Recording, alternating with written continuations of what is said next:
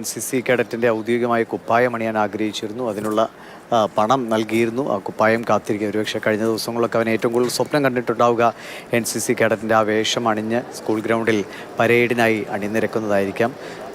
അവസാനമായി പക്ഷേ NCC കമാൻഡറിന് തന്നെ നേരിട്ടെത്തി അവന് അന്തിമോപചാരം അല്ലെങ്കിൽ അവസാന സല്യൂട്ട് നൽകുകയും ചെയ്തു. Very sad for us also. Otherwise Mudhut was quite passionate to join the NCC. That's why we are here to respect his spirit.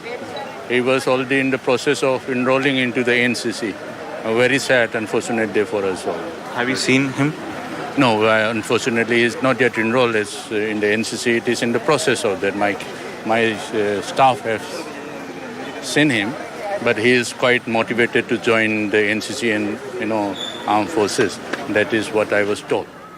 ഒരു സൈനികനാവുക എന്നതായിരുന്നു മിഥുൻ്റെ വലിയ ആഗ്രഹം, വലിയ സ്വപ്നം. അതിൻ്റെ ഭാഗമായി NCC ഉള്ള സ്കൂളിൽ ചേർക്കണം എന്ന് രക്ഷിതാക്കളോട് പറഞ്ഞതിൻ്റെ അടിസ്ഥാനത്തിലാണ് തേവലക്കരയിലെ സ്കൂളിൽ അഡ്മിഷൻ എടുത്തത്. 37-ാമനായാണ് പേര് വന്നത്. അതിനനുസരിച്ച് യൂണിഫോമിനുള്ള അളവൊക്കെ നൽകി, പണം നൽകി.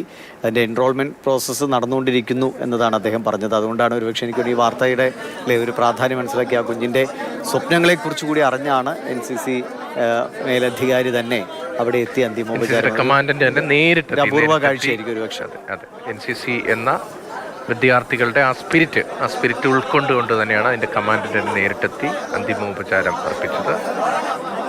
ഇതിൻ്റെ സ്പിരിറ്റ്, NCCയോടുള്ള താല്പര്യം, അത് വളരെ പ്രധാനമായിരുന്നു എന്ന് അദ്ദേഹം പറയുകയാണ്. മിഥുനെ അവസാനമായി ഒരു നോക്ക് കണ്ട ഒട്ടേറെ കുട്ടികൾ, ഒട്ടേറെ സുഹൃത്തുക്കൾ. ഇപ്പോൾ വലിയ സ്കൂളാണ്, പുതുതായി എത്തിയതാണ് മിഥുൻ. എല്ലാവർക്കും മിഥുനെ നേരിട്ട് അറിയില്ല. അതേസമയം കുറേ പേർക്ക് പരിചിതമാണ് മിഥുൻ. ബസ്സിൽ ഒരുമിച്ച് വരുന്നവരുണ്ട്, ക്ലാസ്സിൽ ഒരുമിച്ച് പഠിച്ചവരുണ്ട്, പഴയ സ്കൂളിൽ പഠിച്ചവരുണ്ട്. അങ്ങനെ പഴയ സ്കൂളിലെയും പുതിയ സ്കൂളിലെയും കൂട്ടുകാരും അല്ലാത്തവരുമെല്ലാം മിഥുനെ അവസാനമായി ഒരു നോക്ക് കാണുന്നതിന് വേണ്ടി അവിടേക്ക് എത്തുന്നതാണ് കഴിഞ്ഞ മണിക്കൂറുകളിൽ നമ്മൾ കണ്ടത്. മിഥുനെ അവസാനമായി ഒരു നോക്ക് കണ്ട ശേഷം ഒരു കുട്ടി പറഞ്ഞതുകൂടി നമുക്കൊന്ന് കേൾക്കാം.